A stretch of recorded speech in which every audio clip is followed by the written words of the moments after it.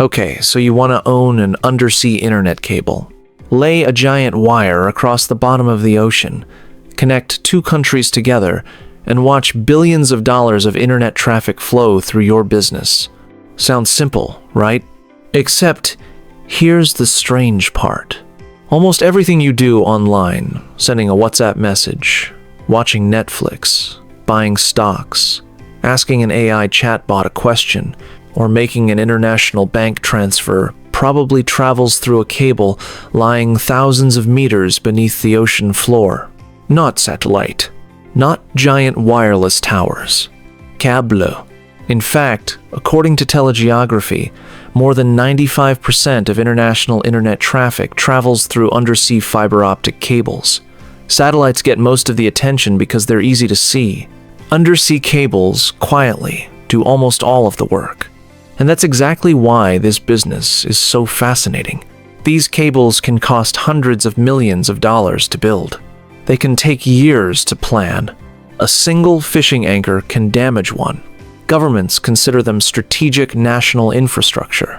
And somehow, despite all of those risks, companies like Google, Meta, Microsoft, Amazon, and major telecom operators keep investing billions into building more of them. So why? By the end of this video, you'll understand how undersea internet cables actually make money, why some generate incredible long-term returns while others struggle to recover their investment, and why the future of artificial intelligence could make these cables even more valuable than they already are. Here's the thing. Think of the global internet like a giant highway system. Websites are cities. Data is traffic. Users are drivers. An undersea cable isn't the destination. It's the bridge connecting entire continents together. Without bridges, traffic stops. Without undersea cables, the modern internet practically stops. Today there are well over 600 active and planned submarine cable systems spanning more than 1.4 million kilometers across the world's oceans.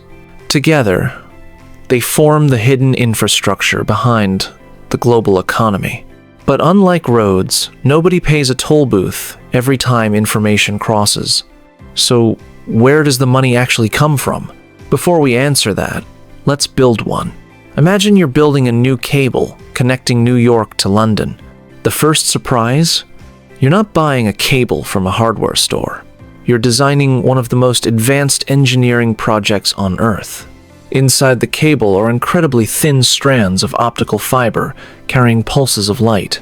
Around those fibers are protective layers of steel, waterproof insulation, copper power conductors, and specialized coatings designed to survive decades underwater. Near beaches, where anchors and fishing equipment create the greatest danger, the cable receives even heavier protection and is often buried beneath the seabed. Far out in the deep ocean, where almost nothing touches it, the cable becomes much thinner. Then comes the expensive part, laying it. Specialized cable-laying ships slowly cross the ocean while carefully lowering the cable to the seabed. Every kilometer must be mapped in advance. Engineers avoid underwater volcanoes, unstable slopes, environmentally sensitive areas, shipping hazards, and regions with high earthquake activity whenever possible. It's less like installing internet service and more like performing open-heart surgery on the planet. Now let's talk numbers. A regional cable might cost around $100 million. A large transoceanic system can easily cost $300 million to well over $600 million, depending on length, landing stations, fiber count, and capacity.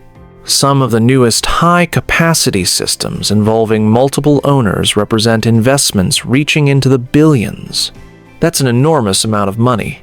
So naturally, the question becomes, how do you ever make it back? The answer is surprisingly simple. You don't sell internet. You sell capacity. Imagine building a 10-lane highway between two cities. At first, only 4 lanes are needed. The remaining 6 lanes sit empty. You don't wait until traffic appears before building them. You build for future demand. Undersea cables work exactly the same way. A cable contains enormous transmission capacity, often far beyond immediate demand. Operators lease portions of that capacity to telecom companies, cloud providers, financial institutions, streaming services, governments, and enterprise customers. Instead of charging millions of individual internet users, they charge a relatively small number of very large customers. Think of it as wholesale rather than retail. Suppose your cable cost $400 million to build. Instead of trying to recover that money from everyday consumers, you sign long-term agreements with dozens of major organizations. A telecom company leases several wavelengths. A cloud provider leases dedicated fiber pairs. A bank purchases guaranteed low-latency connections. A streaming company reserves bandwidth for peak viewing hours. Every contract creates predictable recurring revenue. That's one reason infrastructure investors love this business. Cash flows can remain relatively stable for years. But here's where people often misunderstand the economics. Owning the cable doesn't automatically make you rich. Because while revenue may look predictable, the costs never disappear. First, there are maintenance agreements. Specialized repair ships remain on standby around the world. When a cable breaks, these ships are dispatched to locate the damaged section, recover it from the ocean floor, splice in a replacement segment, test the connection, and carefully lower everything back into place. A single repair operation can cost hundreds of thousands, or even millions of dollars depending on weather, location, and complexity. Then there are landing stations. Every cable connects to secure facilities on land, containing optical equipment, power systems, network electronics, cooling, backup generators, and security. Those facilities operate continuously. Electricity never stops. Neither does maintenance. Insurance is another major expense, because cables are surprisingly vulnerable. Contrary to popular belief, sharks are not the biggest threat. Fishing equipment and ship anchors account for a large share of cable faults, particularly in shallow coastal waters. Earthquakes, underwater landslides, and severe geological events also cause significant damage. According to the International Cable Protection Committee, hundreds of cable faults occur globally each year. Fortunately, redundancy keeps the internet running.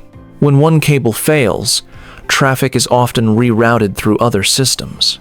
Most users never notice, but owners certainly do. Let's imagine our cable generates $80 million in annual revenue. Maintenance contracts might consume several million dollars. Landing station operations add more. Insurance, financing costs, staff, regulatory compliance, monitoring, upgrades, and depreciation continue year after year. On paper, the margins still look attractive, but they're nowhere near as effortless as many people imagine. And here's another challenge. Technology changes. When a new cable enters service with significantly higher capacity or improved efficiency, older systems may become less competitive. Prices for bandwidth often decline over time as supply increases. That's why timing matters. Build too early, and demand may not exist yet. Build too late, and competitors may already dominate the route. This is one reason most submarine cables aren't owned by a single company anymore. Instead, they're often financed by consortiums.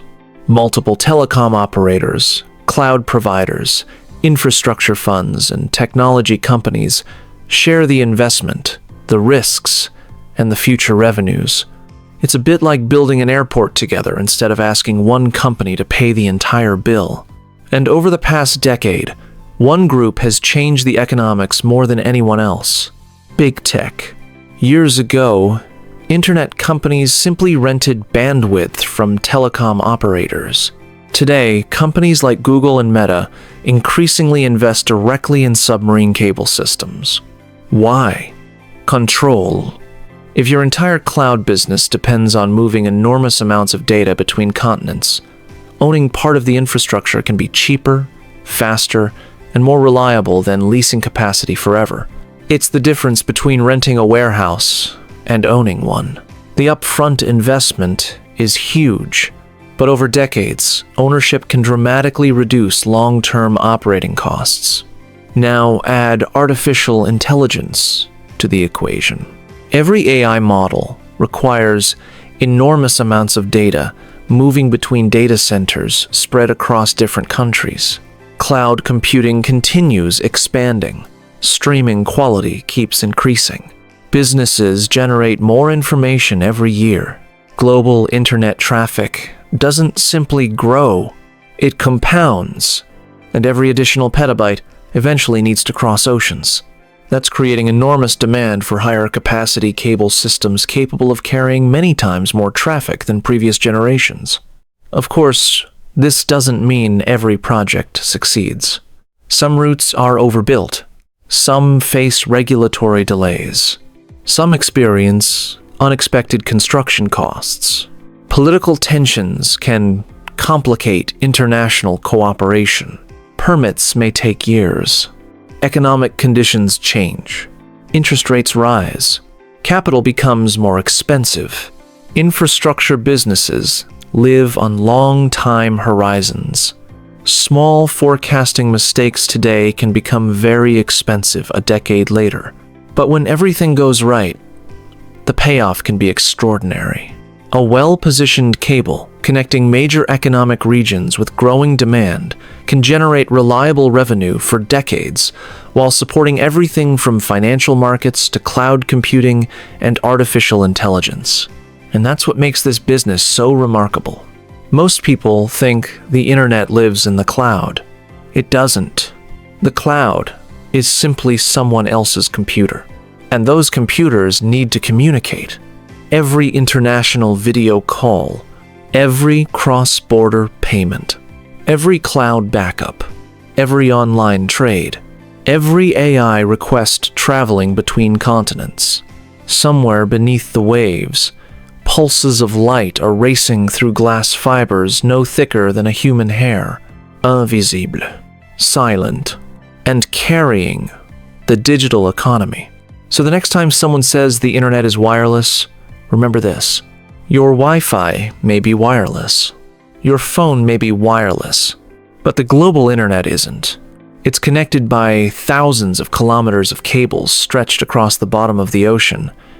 One of the most expensive, least visible, and most economically important infrastructure businesses ever built.